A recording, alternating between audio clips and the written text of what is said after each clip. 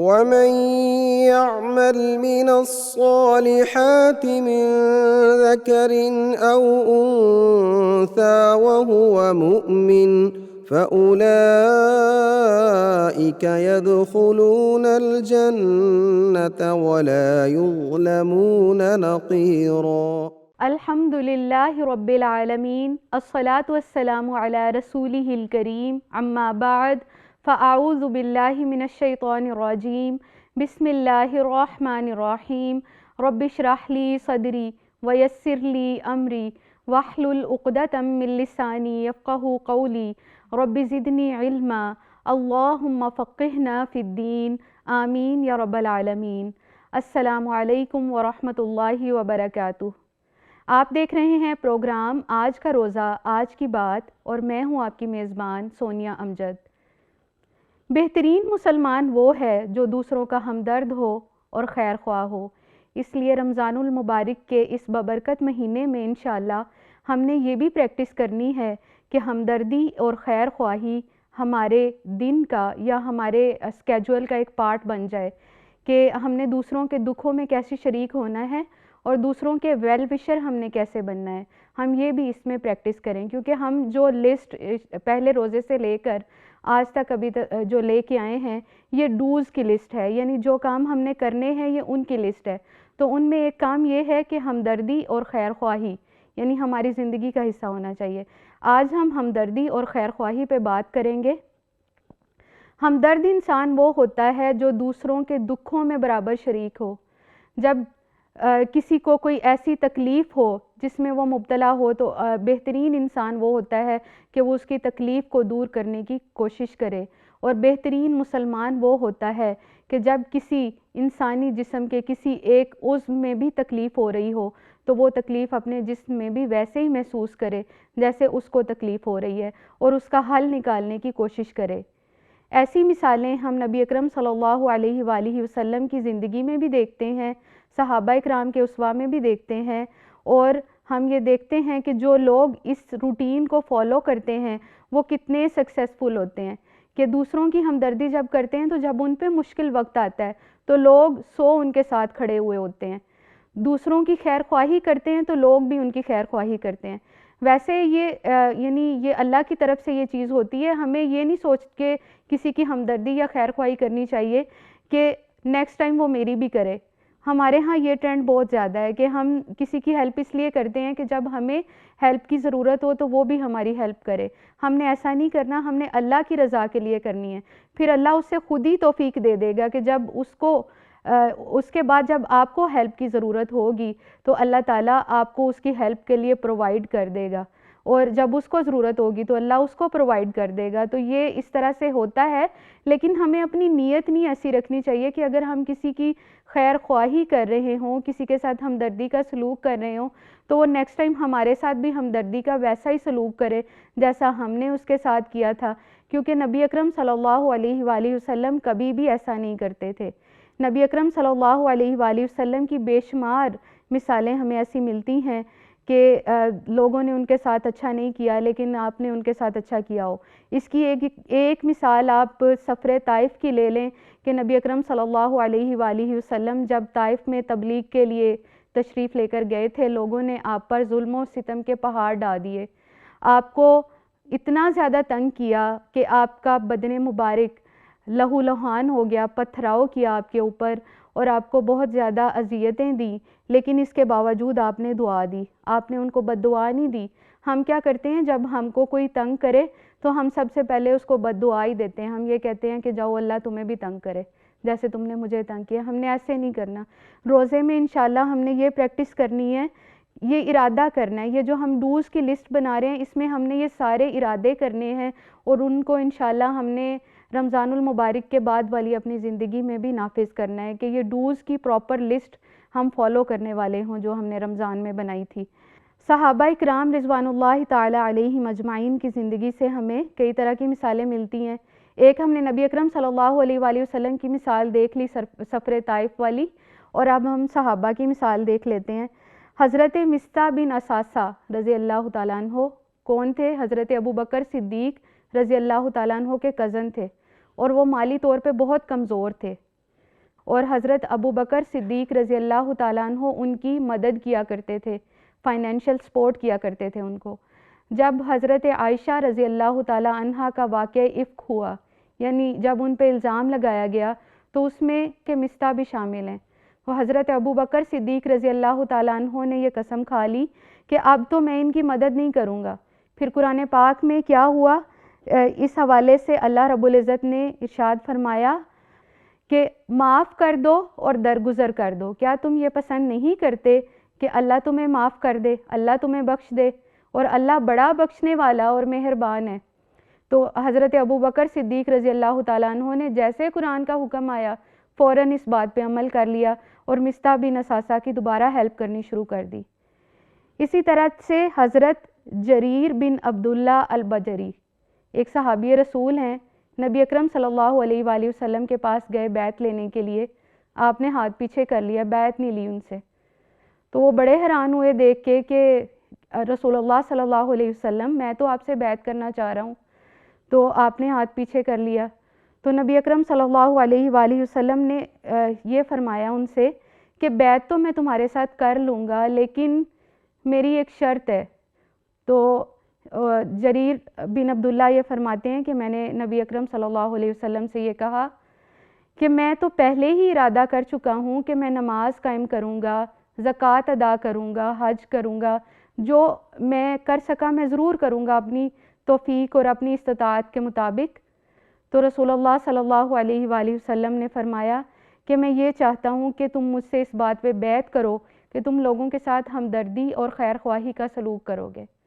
تو جریر بن عبداللہ رضی اللہ تعالیٰ عنہ نے ان سے وعدہ کر لیا، اس بات پہ بیعت بھی ہو گئی۔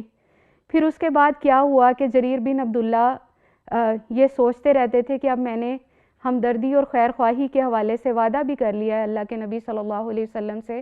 اور اب میں نے لوگوں کی ہیلپ اینڈ سپورٹ بننا ہے، کیسے ہو سکتا ہے، یہ کیسے پاسبل ہے۔ ان کا غلام ایک دن ایک گھوڑا خرید کے لایا اور اس کی قیمت کیا تھی 300 درہم۔ 300 درہم کا اس نے گھوڑا خریدا، تو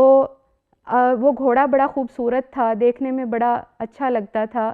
حضرت جریر بن عبداللہ نے جب اس گھوڑے کو دیکھا تو وہ ایک دفعہ تو حیران ہوئے کہ یہ اتنا خوبصورت گھوڑا یہ کیوں بیچ رہا ہوگا، یہ شخص جو بیچ رہا ہے گھوڑا، پتہ تو چلے۔ تو انہوں نے یہ اندازہ لگایا کہ شاید اس کو ضرورت ہوگی، فائنینشیل ہیلپ کی ضرورت ہوگی، اسی وجہ سے وہ گھوڑا بیچ رہا ہے۔ تو وہ گھوڑا بیچ رہا ہے تو اس کا مطلب اب مجھے اس کی سپورٹ کرنی چاہیے۔ گئے اس شخص کے پاس جا کے کہا کہ تم یہ گھوڑا 300 درہم میں بیچ رہے ہو، تو کیا تم مجھے یہ گھوڑا 400 درہم میں دے دو گے؟ وہ بڑا حیران ہوا کہ اب یہ مجھ سے 400 درہم میں گھوڑا کہہ رہے ہیں، میں تو 300 میں بیچ رہا ہوں۔ تو حضرت جریر بن عبداللہ کہتے ہیں کہ میں نے جب اس سے کہا تو انہوں نے کہا کہ ہاں میں دے دوں گا۔ تو پھر 400، 500، 600 اسی طرح سے وہ پوچھتے رہے، قیمتیں 100 بڑھاتے رہے۔ اینڈ پہ آ کے یہ روایات میں آتا ہے کہ حضرت جریر بن عبداللہ نے ان سے 800 درہم میں گھوڑا خریدا۔ تو لوگوں نے دیکھ کے یہ بھی کہا کہ اس سے زیادہ عقل مند تو اس کا غلام ہی ہے جو کہ 300 میں گھوڑا لے کے آیا تھا، 300 درہم میں، اور اس نے 800 درہم میں لیا ہے، تو عقل مند کون ہے؟ غلام ہے۔ تو جریر بن عبداللہ البجری یہ فرماتے ہیں کہ میں نے یہ کہا کہ تم نہیں جانتے میں نے رسول اللہ صلی اللہ علیہ وآلہ وسلم سے یہ بیعت کی تھی۔ کیا بیعت کی تھی؟ کہ میں لوگوں کے ساتھ خیر خواہی کا رویہ کروں گا۔ اب میں اپنی یعنی اس گھوڑے کی جو قیمت ہے جو اس نے لگائی تھی اس سے زیادہ اسی لیے پے کر کے آیا ہوں اس کو کہ اس کی کوئی مدد ہو جائے۔ اس لیے رمضان المبارک میں ہم لوگ بھی یہ دیکھیں کہ ہمارے گرد و نواح میں کتنے لوگ ضرورت مند ہیں، کتنے لوگ ایسے ہیں جن کو ضرورت ہوتی ہے لیکن وہ بولتے نہیں ہیں، وہ اپنی ضروریات دوسروں کے سامنے شو نہیں کرتے، وہ انسلٹ فیل کرتے ہیں کہ اگر وہ کسی سے مانگیں۔ ہم اگر ایسے لوگوں کو تلاش کر لیں اور ان کی ہیلپ کر دیں، ان کی فائنینشیل ہیلپ کریں تو یہ بہت بڑی نیکی شمار ہوگی۔ تو اگر ہم جیسے ہم نے کل بھی پڑھا تھا کہ نیکی کے اعلیٰ معیار تک اس وقت تک نہیں پہنچ سکتے جب تک آپ اپنی پسندیدہ چیز اللہ کے راستے میں خرچ نہ کر دیں۔ تو پسندیدہ چیز ہمارے لیے عام طور پہ ہوتی ہے ہمارا پیسہ، ہماری دولت۔ تو ہم اگر اللہ کی رضا کے لیے اس کو خرچ کریں گے، کسی ایسے شخص کے لیے جو بیچارہ کسی سے مانگنا نہیں چاہتا، جو بڑی مشکل سے گزارا کر رہا ہے، اور مہنگائی کے اس دور میں ہم یہ دیکھتے ہیں کہ سب کے لیے گزر بسر کرنا بہت مشکل ہے، خاص طور پہ ایسا شخص جو کہ بہت زیادہ اپنی عزت نفس کا خیال بھی رکھتا ہے، وہ کسی سے مانگنا پسند نہیں کرتا، لیکن اس کی تنخواہ کتنی ہے؟ 25-30 ہزار، تو وہ کیسے گزارا کرتا ہوگا مہینے کا؟ اور ہمارے پاس اگر پیسے موجود ہیں، ہمارے پاس دولت موجود ہے، تو ہمیں چاہیے کہ ہم ایسے انسانوں کو تلاش کریں، ایسے انسان چاہے ہمارے رشتہ داروں میں ہوں، ہمارے دوستوں میں ہو، ہمارے محلے میں ہوں یا کوئی بھی ہوں، ہم ان کی فائنینشیل سپورٹ کے لیے اپنے آپ کو تیار کریں۔ ہم کیا کرتے ہیں کہ بعض اوقات جب ہم نے اللہ کے راستے میں دینا ہو تو ہم اپنے رشتہ داروں کو چھوڑ دیتے ہیں، کیونکہ ان کے ساتھ ہماری لڑائی ہوتی ہے، ہم رشتہ داروں کے علاوہ دوسرے لوگوں کو دے رہے ہوتے ہیں، لیکن سب سے پہلا جو حق ہے وہ رشتہ داروں کا ہے، اور اگر رشتہ دار ہمسائے ہوں تو ان کا حق اور بھی زیادہ بڑھ جاتا ہے۔ تو یاد رکھیے کہ ایسے رشتہ دار جو کہ ضرورت مند ہیں ان پہ ضرور خرچ کریں، عید کی تیاریوں میں بھی، اور رمضان المبارک ہے جیسے جو چیزیں ہمارے گھروں میں موجود ہیں، ہم یہ دیکھیں کہ دوسروں کے گھروں میں بھی یہ چیزیں موجود ہیں، کیا دوسروں کے پاس افطاری کے لیے پراپر سامان موجود ہے؟ ہم جائیں کسی طریقے سے یہ پتہ لگائیں، 100 طریقے ہوتے ہیں پتہ لگانے کے، تو ہم ان کی فائنینشیل ہیلپ کریں۔ اور لیکن ہمارے ہاں ایک یہ بھی مسئلہ ہے کہ جب ہم کسی کی ہیلپ کرتے ہیں تو فوراً فیس بک پہ بھی چڑھا دیتے ہیں، تو ہم نے آج اتنے رمضان پیکٹس تقسیم کیے، ہم نے آج اتنے کیے، تو اس طرح کرنے کی ضرورت نہیں ہے۔ اللہ رب العزت جو ہیں وہ جب آپ دیں گے تو آپ کسی کے سامنے نہ بھی مینشن کریں تو اللہ نے تو تب بھی دیکھ لینا ہے، لیکن ایک چیز جو سب سے زیادہ میٹر کرتی ہے، انما الاعمال بالنیات، اگر آپ فیس بک پہ شو کر بھی رہے ہیں لیکن آپ کی نیت جو ہے وہ اچھی ہے تو انشاءاللہ اس کا اجر بھی اچھا ملے گا، لیکن اگر دکھاوے کی نیت ہے تو یہ پھر محنت ہی رہ جائے گی، اس سے کچھ نہیں ملے گا۔ تو ہمدردی اور خیر خواہی بیسیکلی کیا ہے؟ ہم یعنی دوسروں کی مدد کریں، اور خاص طور پہ ایسے حالات میں جب وہ کسی سے مدد نہ لینا چاہ رہے ہوں، جب ان کے گھر کے حالات بہت خراب ہوں اور وہ کسی کے سامنے شو نہیں کر رہے ہوں کہ میں نے کسی سے مانگنا نہیں ہے، میں کیوں کسی سے مانگوں۔ آپ دیکھیں آپ کے رشتہ داروں میں بہت سارے ایسے لوگ نکل آئیں گے جو کہ دوسروں کے سامنے ہاتھ پھیلانا پسند نہیں کرتے ہوں گے، تو ایسے لوگوں کو تلاش کریں رشتہ داروں میں اور ان کی مدد کریں، اور یہ بہت بڑی نیکی ہے۔ اللہ رب العزت فرماتے ہیں لن تنالوا البر حتى تنفقوا مما تحبون، یعنی اپنی محبوب ترین چیز اللہ کے راستے میں خرچ کرنی ہے۔ نیکی کا اعلیٰ سٹینڈرڈ اگر لینا ہے، اعلیٰ معیار اگر حاصل کرنا ہے، تو ضروری کیا ہے کہ جو ہے نیکی کا جو اعلیٰ معیار ہے اس کو جب آپ نے لینا ہے تو وہ کیا ہے؟ اپنی محبوب ترین چیز اللہ کے راستے میں خرچ کرو، کیونکہ اللہ رب العزت فرماتے ہیں من ذا الذی یقرض اللہ قرضا حسنا یضاعفہ لہ اضعافا کثیرا، کون ہے وہ جو اللہ کے لیے قرض حسنہ دے اور اللہ اسے اور بڑا چڑھا کر ادا کر دے۔ اللہ کو ضرورت نہیں ہے پیسوں کی، اللہ کو ضرورت نہیں ہے انسانی ضروریات کی، جو ہمیں ضروریات ہیں، ہماری ضروریات ہیں جو، وہ اللہ کی ضروریات نہیں ہے، وہ بھی ہمارے لیے ہی ہیں۔ اللہ رب العزت ہمارے نیک اعمال ہمارے لیے گن گن کر رکھتا ہے، اور قیامت کے دن ہمیں انہی اعمال میں سے اللہ تعالیٰ حصہ عطا فرمائیں گے۔ تو اگر ہم نے یہ کرنا ہے کہ ہم نے نیکی کا اعلیٰ معیار لینا ہے یا اپنے قرض حسنہ میں ایڈیشن کرنا ہے، تو ہمیں کیا کرنا چاہیے کہ ہمیں اللہ رب العزت پر توکل بھی رکھنا چاہیے کہ مشکل وقت میں اگر ہم کسی کی مدد کر رہے ہیں، کسی کے خیر خواہ بن رہے ہیں، کسی کے ویل وشر بن رہے ہیں، تو ان فیوچر اللہ ہمارا ویل وشر بنے گا۔ ہم نے دوسروں کی طرف نہیں دیکھنا کہ ہم کسی کے ویل وشر بن رہے ہیں تو نیکسٹ ٹائم کوئی بھی ہمارا ویل وشر بنے۔ ہم نے اللہ سے اپنا جو ہے وہ حق موصول کرنا ہے۔ اللہ تعالیٰ کبھی بھی کسی کو جو وہ اس کے راستے میں خرچ کرے کسی کو اس کے مقابلے میں کم نہیں دیتے بلکہ زیادہ ہی دیتے ہیں، تو اللہ رب العزت کبھی بھی کسی کو مایوس نہیں کرتے۔ اسی طرح ایک اور اس کا طریقہ ہو سکتا ہے ہمدردی اور خیر خواہی کرنے کے حوالے سے، کہ جب کسی بیٹی کی شادی ہو رہی ہو کسی غریب لڑکی کی، تو ہم اس کو فائنینشیل سپورٹ کر سکتے ہیں، فرنیچر دے سکتے ہیں یا کچھ کپڑے لے کے دے سکتے ہیں، یا شادی پہ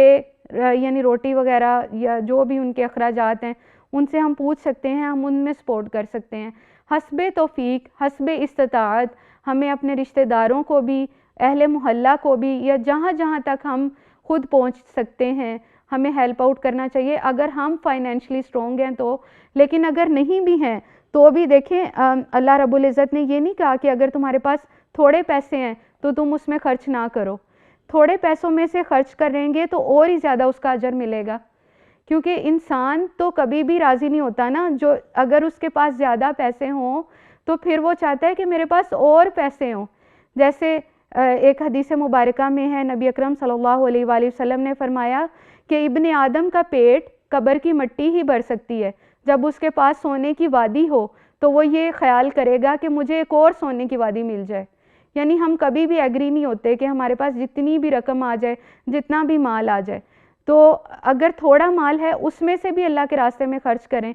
اور ہمارے گھر میں جو چھوٹے بچے موجود ہیں نا، جو سکولز میں پڑھتے ہیں، انہیں بھی یہ سکھائیں کہ ہم سکولز میں جب آپ جاتے ہیں تو آپ دیکھیں کہ آپ کے کسی ساتھی کے پاس اگر لنچ نہیں ہے، اگر پیسے نہیں ہیں، تو آپ ایسے ساتھیوں کو تلاش کریں اور انہیں دیکھیں اور انہیں موٹیویٹ کریں کہ دیکھیں اس طرح سے ہیلپ کرنی چاہیے۔ آپ اپنا لنچ انہیں دے دیں، کچھ تھوڑا بہت لنچ آپ کر لیں، کچھ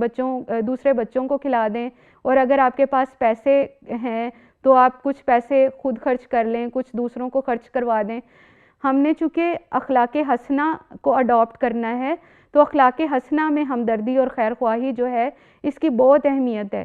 کہ ہم ایسے لوگوں کو تلاش کریں اور اپنے بچوں کو بھی موٹیویٹ کریں کہ آپ بھی اپنے تعلیمی اداروں کے اندر ایسے لوگوں کو تلاش کریں جن کو ہیلپ کی ضرورت ہے، تو آپ ان کی ہیلپ کریں۔ اللہ رب العزت ہم سب کو بہترین مسلمان بنائے، نبی اکرم صلی اللہ علیہ وآلہ وسلم کی شریعت پر عمل کرنے والا بنائے۔ وآخر دعوانا ان الحمد للہ رب العالمین، سبحانک اللہم وبحمدک، اشہد ان لا الہ الا انت، استغفرک واتوب الیک۔ والسلام علیکم ورحمۃ اللہ وبرکاتہ۔ ومن يعمل من الصالحات من ذكر أو أنثى وهو مؤمن فأولئك يدخلون الجنة ولا يظلمون نقيرا۔